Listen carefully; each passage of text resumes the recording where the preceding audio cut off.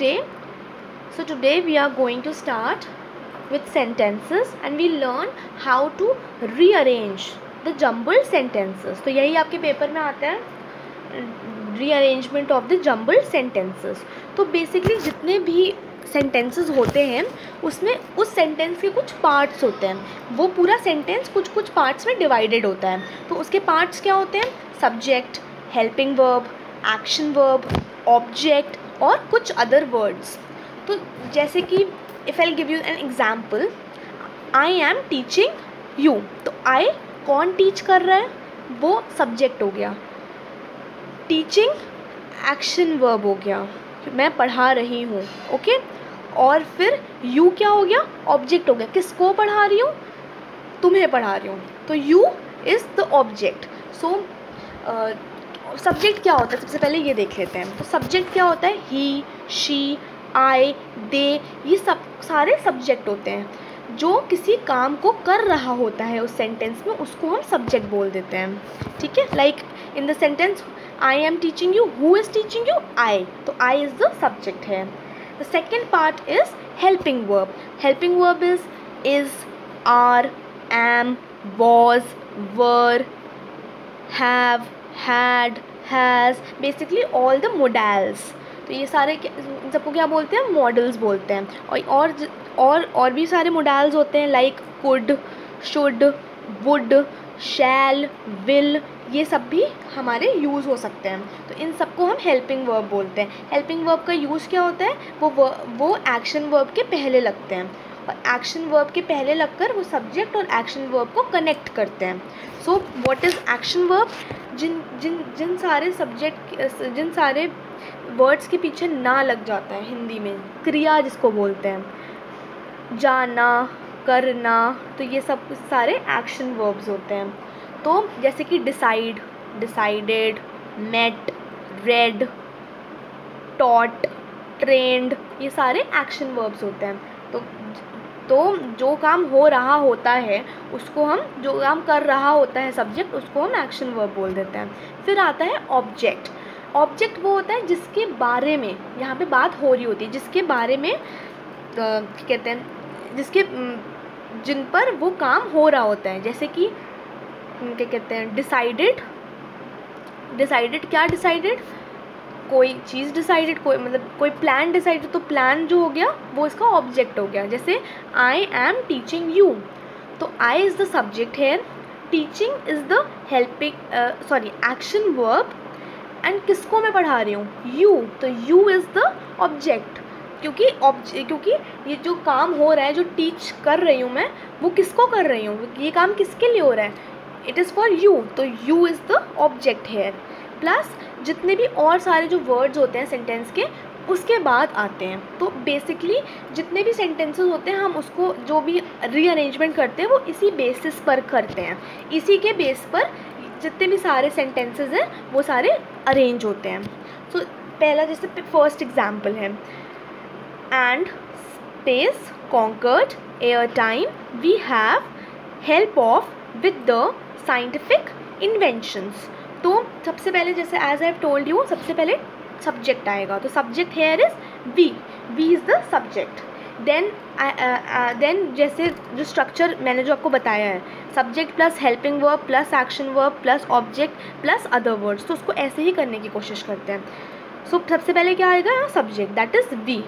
फिर क्या आएगा? Have. Okay, so we have तुम्हारा सब्जेक्ट हो गया और हेल्पिंग वर्ब हो गया. अब एक्शन वर्ब क्या है? यहाँ पे कौन सा एक्शन हो रहा है? कॉन्कर हो रहा है. कॉन्कर मतलब किसी को जब्त कर लेना. तो किसी को जब्त करना is the action here done in the sentence. So we have conquered. अब ऑब्जेक्ट आएगा इसके बाद. अब ऑब्जेक्ट, और किसको कॉन्कर किया? Air, time and space. तो ये हमारा ऑब्जेक्ट हो गया. अब विद यहाँ पर क्या है? विद यहाँ पर है preposition, with the help of scientific invention. तो ये सारे अदर वर्ड्स हो गए हमारे. ओके, तो ऐसे ही हमें सारे जम्बल्ड सेंटेंस हैं उसको रीअरेंज करना है. Okay, let's come to the next sentence. Okay, so this next sentence is light up in every home, good the lamp, books, magazines of knowledge. Okay, so कई बार हेल्पिंग वर्ब जो होता है कुछ सेंटेंस में वो नहीं आएगा, तो तब उस सेंटेंस में हम क्या करेंगे, जैसे आई हैव टोल्ड यू, जो स्ट्रक्चर है वो है subject plus helping verb plus action verb plus object plus other words. तो अगर कभी हेल्पिंग वर्ब किसी सेंटेंस कुछ सेंटेंसेस में नहीं दिया जाता है तो उन सेंटेंस का हम क्या करते हैं, हम सब्जेक्ट के बाद सीधे एक्शन वर्ब लगा देते हैं। ओके, कुछ सेंटेंस में ऐसा भी होता है। आई एम नॉट सेइंग कि सारे सेंटेंसेस जो हैं वो इसी तरह क्रैक होते हैं, सारे सेंटेंसेस इसी तरह रीअरेंज होते हैं। I am not saying this, but basic जो मेन सेंटेंसेस हैं वो इसी तरह इसी अरेंजमेंट में आपके चलते हैं, subject plus helping verb plus action verb plus object plus other words. Okay, so let's come to the next example. Light up in every home, good the lamp, books, magazine and of knowledge. तो इसमें सबसे पहले subject क्या है, good, books and magazines. तो ये हमारा क्या हो गया, ये हमारा सब्जेक्ट हो गया यहाँ पर, क्योंकि व्हाट इज सब्जेक्ट, सब्जेक्ट मैंने क्या बताया था, जो किसी काम को कर रहा होता है, जिसके बाद जो ये काम कर रहा है। तो इस सेंटेंस में कौन कर रहा है काम, गुड बुक्स एंड मैगजीन्स। तो गुड बुक्स एंड मैगजीन्स आपका क्या हो गया, आपका हो गया आपका सब्जेक्ट। अब देखो जैसे गुड बुक्स और एंड क्या है यहाँ पर, एंड तो कंजंक्शन है। एंड क्यों, एंड यहाँ पे क्यों लगा है, क्योंकि कोई भी दो चीज़ें, अगर हमारे पास दो चीज़ें हैं, अगर हमारे पास दो सब्जेक्ट है, क्योंकि यहाँ पे गुड बुक्स भी एक सब्जेक्ट और एक मैगजीन भी सब्जेक्ट है, तो हमें हमेशा उस चीज़ को जोड़ने के लिए कंजंक्शन चाहिए, उस चीज़ को एक साथ करने के लिए कंजंक्शन चाहिए। तो we need a conjunction, that is why we have used and here. अगर हम नहीं यूज़ करते एंड तो कैसा लगता, सेंटेंस अजीब हो जाता, उसका जो ऑर्डर होता है वो गलत हो जाता। लाइक गुड बुक्स मैगजीन, तो हमें कुछ समझ में नहीं आता सेंटेंस में, so we need and here which is very essential. So good books and magazines. अब नाउ इस सेंटेंस में कहीं पे भी जो ऑप्शंस दिए हुए हैं उसमें कहीं पे भी हेल्पिंग वर्ब नहीं है, सॉरी इसमें हेल्पिंग वर्ब नहीं है। तो as I have told you कि कुछ सेंटेंसेस होते हैं जिसमें हेल्पिंग वर्ब नहीं होते। तो ये जो ऑर्डर है subject plus helping verb plus action verb plus object plus other words, इसमें से हम हेल्पिंग वर्ब हटा देते हैं। अगर हमारे सेंटेंस में हेल्पिंग वर्ब नहीं आता है तो हम सब्जेक्ट के बाद सीधे एक्शन वर्ब लगा देते हैं। तो इसमें भी हमने सेम चीज़ करी है, good books and magazine light up the lamp. So light up यहाँ पे क्या हो गया, एक्शन वर्ब, हेल्पिंग वर्ब। तो हेल्पिंग वर्ब क्या होता है, हेल्पिंग वर्ब वो होता है जो चीज़ हो रही होती है, क्रिया को हम हेल्पिंग वर्ब बोलते हैं। तो हमने सीधे क्या लगा दिया, हमने सीधे यहाँ पे हेल्पिंग वर्ब लगा दिया। अब बहुत ही कॉमन सेंस की बात है, लाइट अप क्या हुआ, लाइट अप लैम्प हुआ, तो लाइट अप द लैम्प। अब बाकी के जो बचे हुए सेंटेंसेस हैं, अब नॉलेज यहाँ पे क्या है, नॉलेज इज़ अ ऑब्जेक्ट, जिस पर ये बात हो रही है, जिस पर ये काम हो रहा है, या फिर जिस पर ये पूरे सेंटेंस में जिस पे बात होती है उसको हम क्या बोलते हैं, उसको हम ऑब्जेक्ट बोलते हैं। तो of knowledge is the object. Okay, अब ऑफ क्यों लगा, ऑफ भी इसीलिए, ये सारे वर्ड्स हैं जो हम हेल्प करते हैं पूरी सेंटेंस को जोड़ने के लिए ना। ऑफ इज प्रेपोजिशन हेयर, तो हमने यहाँ पे ऑफ क्यों लगाया, to combine all the sentences. अब बाकी के जितने बचे हुए हमारे वर्ड्स हैं इन एवरी होम, वो उसके पीछे लग जाते हैं। Okay, understood. So now let's come to the next example. So the next example is teeth, 1 the neglected of body, the are of most parts। तो अब यहाँ पर क्या है, यहाँ पे ये है कि हम बहुत सारे सब्जेक्ट्स हैं, जैसे कि टीथ भी सब्जेक्ट हो सकता है जिससे स्टार्ट हो, ऑफ भी वन भी सब्जेक्ट हो सकता है और बॉडी भी सब्जेक्ट हो सकता है। ये तीनों सब्जेक्ट्स हैं यहाँ पर। तो बट जैसे मैंने आपको बताया था कि subject plus helping verb plus action verb plus क्या आगे आगे हमारे क्या आता है, subject verb plus helping verb plus action verb plus object plus other verbs. तो वैसे ही हम बनाएंगे, बट यहाँ पे बहुत सारे सब्जेक्ट्स हैं, यहाँ पे 3 सब्जेक्ट्स हैं, तो जो पूरा सेंटेंस है वो किसी भी सब्जेक्ट के साथ स्टार्ट हो सकता है। May be it can be start with teeth और फ्रॉम वन और फ्रॉम बॉडी। सो अब हमें इसमें क्या देखना होता है, इसमें हमारे अपनी कॉमन सेंस और इसमें कंसंट्रेशन चाहिए ये चीज़ देखने के लिए। लाइक जैसे कि टीथ है, अब इसमें हम पहले हम देखेंगे इसमें हेल्पिंग वर्ब क्या है। तो हेल्पिंग वर्ब इसमें क्या दिया हुआ है, आर दिया हुआ है। अब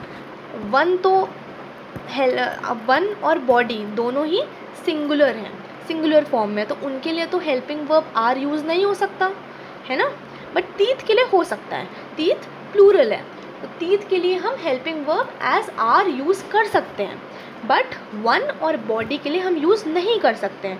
तो अब तब इसलिए हमें पता चल गया कि जो सब्जेक्ट है जिससे हमारा सेंटेंस स्टार्ट होना है वो है टीथ। टीथ, फिर उसके बाद हमारा हेल्पिंग वर्ब लग गया आर, फिर वन ऑफ द मोस्ट, ठीक है। तो अब हमें बहुत इम्पॉर्टेंट है कि देखना कि हमारे सब में पहले क्या लगेगा। जैसे टीथ लगा, पहले क्या लगेगा बहुत इम्पॉर्टेंट है। कई बार आपसे गलती भी होगी, बट आप जैसे जैसे आप प्रैक्टिस करोगे आपको समझ में आ जाएगा, आपको समझ में आ जाएगा, दिखना समझ में आ जाएगा। ओके, सो नाउ अब हमारा हेल्पिंग वर्ब लग गया, फिर उसके बाद एक्शन वर्ब है हमारा निग्लेक्टेड। तो निग्लेक्टेड, अब निग्लेक्टेड और हेल्पिंग वर्ब को जोड़ने के लिए हमें कुछ तो चाहिए, वरना अगर ऑफ द मोस्ट नहीं लगेगा तो सेंटेंस फिर से अजीब सा हो जाएगा। टीथ आर वन नेग्लेक्टेड, तो कुछ समझ में नहीं आएगा। तो हम इसके बीच में हम क्या लगाएंगे, of the most neglected. Now किसके बारे में बात हो रही है, पार्ट्स ऑफ द बॉडी। तो पार्ट्स ऑफ द बॉडी के बारे में बात हो रही है, तो इसलिए वो एज अ ऑब्जेक्ट लग गया यहाँ पे। और यहाँ पे कोई भी अदर वर्ड्स नहीं है, कोई भी वर्ड्स नहीं है जो हम इसके आगे लगा सकते हैं, तो यही सेंटेंस ख़त्म हो जाएगा। टीथ एक ऐसे बॉडी पार्ट है जिसको हम हमेशा निग्लेक्टेड करते हैं, तो ये इसका ट्रांसलेशन है हिंदी का। सो ये भी ऐसे होगा। फिर let's come to the fourth sentence. I scream a good way, a hot day, eating on can be cool off too.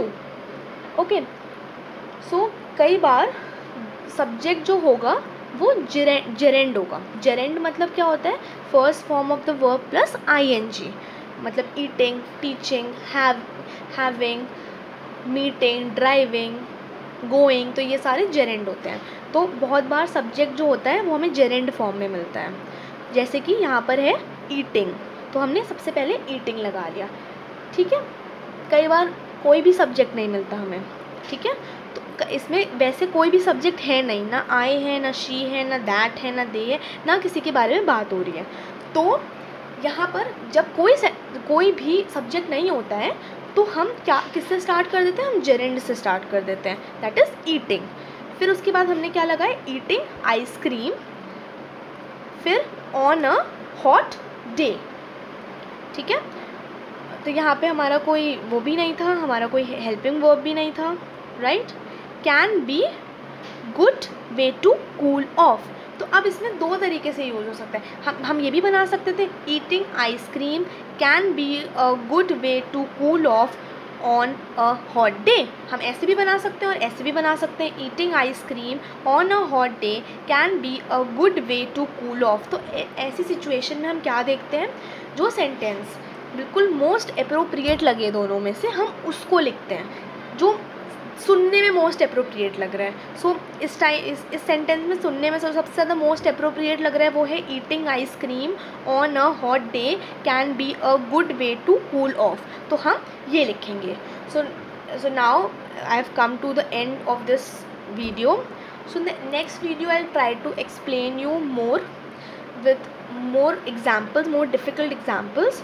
So I want you to go through this topic. Thank you and practice more. Okay.